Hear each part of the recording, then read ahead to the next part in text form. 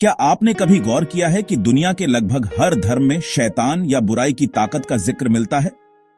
इस्लाम में उसे शैतान या इब्लीस कहा जाता है, जो इंसानों को अल्लाह के रास्ते से भटकाता है। ईसाई धर्म में उसका नाम सैटन है, जो गॉड के खिलाफ बगावत करता है। हिंदू धर्म में राक्षस, असुर और मायावी शक्तियों का वर्णन मिलता है, जो भगवान के भक्तों की परीक्षा लेते हैं। बौद्ध धर्म में मारा नाम की शक्ति है, जो बुद्ध को ज्ञान प्राप्त करने से रोकने की कोशिश करती है।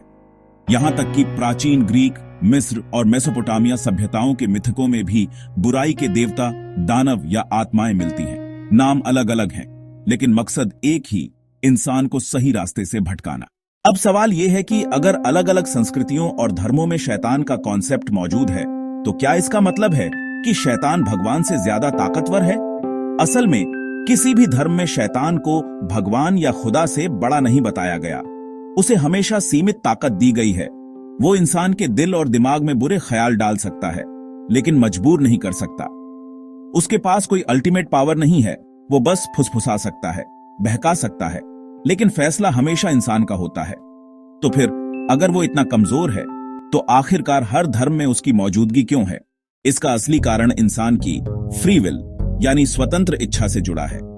अगर दुनिया में सिर्फ अच्छाई होती, तो इंसान को चुनने का मौका ही नहीं मिलता।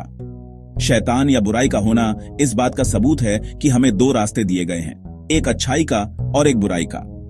असल में शैतान डराने के लिए नहीं, बल्कि परखने के लिए है। उसकी मौजूदगी हमें याद दिलाती है कि असली ताकत हमारे चुनाव में है, न कि उसके प्रलोभन में। और शायद यही वजह है कि वो हर धर्म में किसी न किसी रूप में मौजूद है, ताकि इंसान के ईमान, आस्था और नियत की असली परीक्षा हो सके। तो अगली बार जब कोई कहे कि शैतान हर धर्म में है, तो समझ लीजिए वो खुदा से ज्यादा ताकतवर नहीं, बल्कि इंसान की कहानी का एक जरूरी किरदार है। सवाल यह है कि हम अपनी कहानी का हीरो बनेंगे या शैतान के बहकावे में आकर विलेन।